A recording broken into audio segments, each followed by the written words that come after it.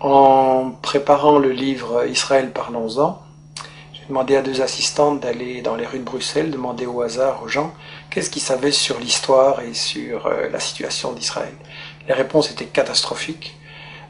Il y a en fait une ignorance du public, et je pense que cette ignorance n'est pas due au hasard. Ça fait 60 ans que les médias européens, qui se disent les meilleurs du monde, informent le public, et on constate qu'en fait le public ne sait pas l'essentiel. Je pense que c'est dû à une opération de propagande israélienne relayée par les médias, et je l'ai résumé dans ce que j'ai appelé les 10 grands médias mensonges qui justifient Israël. Le premier grand média mensonge, c'est qu'on nous dit Israël a été créé en réaction au génocide contre les Juifs en 40-45. Ça, c'est totalement faux. En fait, c'est un projet colonial qui est bien plus vieux, qui a été décidé au congrès de Bâle en 1897. Le mouvement nationaliste juif décide de coloniser la Palestine. À ce moment-là, on emploie le mot colonialisme, il n'est pas du tout honteux. Et ils font appel aux puissances coloniales de l'époque pour qu'ils se rendent compte qu'ils ont besoin d'être protégés. Il demande à l'Empire turc qui n'est pas intéressé, mais l'Empire britannique, lui, est très intéressé parce qu'il veut absolument avoir des colons qui vont être installés là au milieu du monde arabe, entre la partie ouest et la partie est. Ils veulent affaiblir l'Égypte, qui est une puissance qui les inquiète. Ils veulent contrôler le canal de Suez, qui est la route vers la colonie des Indes, qui leur apporte énormément. Ensuite, les États-Unis vont prendre le relais. Eux, ce qui les intéresse, c'est le pétrole. Ils veulent un flic du pétrole. Et donc, création coloniale d'Israël ne date pas du tout de 40-45, c'est bien plus tôt, c'est un projet colonial. Il faut rappeler qu'à l'époque, les puissances coloniales européennes se partagent l'Afrique comme un vulgaire morceau de gâteau. Il y a une conférence à Berlin en 1885 avec l'Angleterre, la France, le Portugal, la Belgique, l'Allemagne. On se partage l'Afrique comme un vulgaire gâteau. Il n'y a évidemment aucun Africain qui est invité, je veux dire. Et donc on est vraiment dans l'époque coloniale. Israël, c'est un projet colonial, il faut le dire. Alors, le deuxième grand mythe qui justifie Israël, c'est oui, mais les Juifs, en fait, ils retournent sur la terre dont ils auraient été chassés par l'Empire romain en 70 après Jésus-Christ. Ça, c'est aussi un mythe total, parce que, en fait, j'ai interviewé dans ce livre l'historien Shlomo Sand, qui a lui-même interviewé les historiens, les archéologues israéliens, et tout le monde dit non, il n'y a pas eu d'exode, et donc il n'y a pas de retour. En gros, les populations, elles sont restées là, elles n'ont pas bougé. Bien sûr, il y a eu des invasions, des migrations, des mélanges, mais en gros, elles n'ont pas bougé, les populations. C'est qu'il y a deux conséquences cocasses. La première, c'est que, au fond, les descendants des Juifs de l'époque de Jésus-Christ, c'est les Palestiniens qui vivent là aujourd'hui, maintenant. Et la deuxième conséquence, c'est que, alors, s'il n'y a jamais des gens qui sont partis, quels sont ces gens qui nous disent qu'ils reviennent? En fait, ce sont des convertis, des Européens de l'Est, de l'Ouest, des Maghrébins, qui se sont, à différents moments, pour différentes raisons, convertis à la religion juive. Et en fait, comme dit Shlomo Sand, le peuple juif, ça n'existe tout simplement pas. Il n'y a pas d'histoire commune, il n'y a pas de langue commune, il n'y a pas de culture commune, il y a juste une religion. Mais une religion, c'est pas un peuple. On ne parle pas de peuple chrétien, de peuple musulman, et donc pas de peuple juif non plus. Alors, le troisième grand mythe, c'est l'idée que, en fait, c'est pas grave s'ils se sont installés là en Palestine pour coloniser, parce que nous dit-on, c'était un désert, c'était une terre sans peuple, donc c'était vide. Ça aussi, c'est un mensonge total. En réalité, les témoins de l'époque, déjà au 19e, début 19e, disent la Palestine, c'est un océan de blé. Il y a des cultures et des exportations, notamment vers la France, de l'huile, du savon, les fameuses oranges de Jaffa. Et d'ailleurs, quand les colons britanniques et puis les colons juifs vont vouloir s'installer en Palestine à partir de 1920, les paysans palestiniens refusent de céder leurs terres, et donc il y a des révoltes, il y a des grèves générales, il y a des manifestations avec de nombreux morts, il va même y avoir une guérilla en Palestine, donc c'était tout sauf un désert, et tout ça n'a été brisé que par une répression très très féroce de l'occupant britannique et des sionistes ensuite. Alors on nous dit, oui c'est vrai, il y avait des Palestiniens, mais enfin ils sont partis d'eux-mêmes. Ça aussi c'est faux. J'ai cru ça moi longtemps, et tout le monde a cru ça, et ça a été la grande version officielle d'Israël, jusqu'à ce qu'on a appelé les nouveaux historiens israéliens, Benny Morris qui est interviewé dans les livres, Papé et d'autres disent non, les Palestiniens ont été chassés par la violence, par la terreur, par toute une opération systématique pour les expulser en fait du pays, pour vider la terre de ses habitants. Donc ça c'est encore un mythe absolu, et ça c'est pour, disons, la partie historique. l'histoire d'Israël, tout ce qu'on nous cache, qui est très très important à comprendre. Et ensuite, ce qu'on nous dit sur la période actuelle, c'est que de toute façon, Israël, c'est la seule démocratie au Moyen-Orient et que donc il faut la défendre, c'est un État de droit.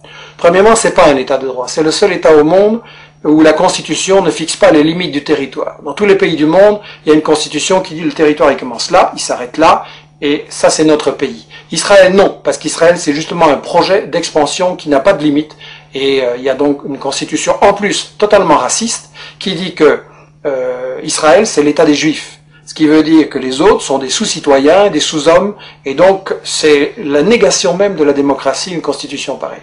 Donc Israël n'est absolument pas une démocratie, et je voudrais dire que en fait, Israël c'est le colonialisme, c'est le vol de la terre, c'est le nettoyage d'une population, ça ne peut pas être considéré comme une démocratie. Alors bien sûr on me dira, il y a un parlement, il y a des médias, il y a des profs d'UNIF qui critiquent, etc. C'est vrai, mais étant donné que c'est un État qui est basé sur le vol de la terre, ça veut dire qu'en fait c'est une démocratie entre les voleurs pour savoir comment ils vont continuer à voler. Et ça n'est pas une démocratie, c'est du colonialisme, c'est toujours de la dictature. Alors on nous dit que les États-Unis, eux, ceux qui cherchent à protéger, en protégeant Israël et en mettant plus de 3 milliards de dollars d'aide militaire en armement chaque année pour aider Israël à bombarder et attaquer ses voisins, on nous dit que les États-Unis, ce qu'ils veulent, c'est protéger la démocratie au Moyen-Orient. Bien. Si les États-Unis étaient pour la démocratie, ça se saurait parce que c'est eux qui ont mis en place et qui protègent les dictatures épouvantables de l'Arabie Saoudite, du Koweït, le tyran Moubarak avec du sang sur les mains. Donc en fait, ils ont installé tout ça. Et eux, ce qui intéresse les États-Unis dans Israël, c'est pas du tout la démocratie, c'est en fait le flic du pétrole. Et ça, dans le livre, Chomsky, Samir Amin l'explique très bien, et d'autres, les États-Unis veulent absolument contrôler le pétrole, donc le Moyen-Orient. Ils veulent briser tout État qui pourrait résister à ce projet et qui n'accepterait pas de donner son pétrole pour rien. On l'a vu avec les guerres d'Irak, on l'a vu avec d'autres agressions. Seulement, les États-Unis ne peuvent pas attaquer à tout bout de champ tous les pays du Moyen-Orient qui ne leur plaisent pas. Donc ils ont besoin de ce que Chomsky appelle dans son interview le flic de quartier. Israël, c'est ça, le flic de quartier.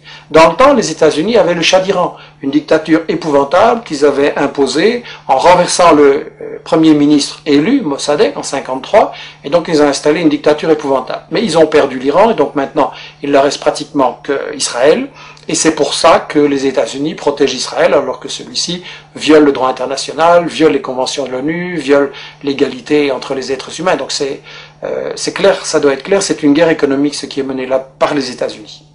Alors l'Europe, elle se prétend plus neutre, elle prétend qu'elle est à la recherche d'une solution entre les Israéliens et les Palestiniens. C'est absolument faux. Solana, qui était le ministre des Affaires étrangères de l'Europe, a déclaré il n'y a pas longtemps à Israël, vous êtes en fait le 28e État membre de l'Union européenne. C'est l'industrie européenne de l'armement qui finance et collabore avec l'industrie israélienne de bombardement, de l'armement, pardon. On a des gens comme Lagardère en France et Dassault qui sont tout proches de Sarkozy et qui collaborent avec l'industrie de l'armement israélienne. Et en plus, lorsque les Palestiniens ont élu leur gouvernement, l'Union européenne a refusé de le reconnaître. Elle a clairement donné le feu vert à Israël pour bombarder Gaza. Et donc là, ça doit être très clair que quand Netanyahou, Barak, Olmert et tous ces gens-là bombardent les Palestiniens, c'est Sarkozy, c'est Merkel et c'est les gouvernements européens en même temps qui bombardent. Ça, c'est quelque chose qu'on doit dire clairement à notre opinion. Alors, quand vous dites ce genre de choses, quand vous racontez la véritable histoire de la Palestine et d'Israël, quand vous montrez les intérêts scandaleux des États-Unis et de l'Europe, alors tout de suite, évidemment, on essaye de vous fermer la bouche en disant que vous êtes un antisémite. Enfin bon, disons un raciste anti-juif. Il y a une chose qui doit être très claire. Quand on critique le gouvernement d'Israël, on n'est pas raciste anti-juif, au contraire, on critique un gouvernement qui nie l'égalité entre les êtres humains, entre les juifs et les musulmans. Et donc on veut au contraire que soit possible un avenir, une paix, une entente entre les juifs, les musulmans, les chrétiens et les laïcs au Moyen-Orient, et c'est pour ça qu'il faut arrêter le gouvernement d'Israël dans ses crimes, parce qu'il ne fait que semer la haine, et c'est sa stratégie, semer la tension, semer la haine. Alors là, ils répondent, et les médias relayent souvent l'idée, oui, mais les Palestiniens sont violents, c'est du terrorisme, etc. Je voudrais dire une chose. La vraie violence, c'est le colonialisme, c'est l'armée d'occupation israélienne qui a volé leurs terres, leurs maisons aux Palestiniens depuis 60 ans.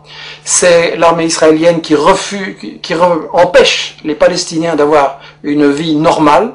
Vous avez des checkpoints pour aller de votre maison à votre bureau, vous avez des checkpoints, vous devez parfois attendre 1 heure ou une journée. Il y a des femmes enceintes qui sont mortes parce qu'elles étaient bloquées par l'arbitraire des soldats israéliens au checkpoint. Donc, la violence, en fait, c'est l'occupation. Et je voudrais dire une chose, l'ONU, dans ses textes fondamentaux, reconnaît le droit de tout peuple colonisé, de tout peuple occupé, de résister par tous les moyens qu'il juge bons. Donc la résistance est légitime et la violence, c'est l'occupation.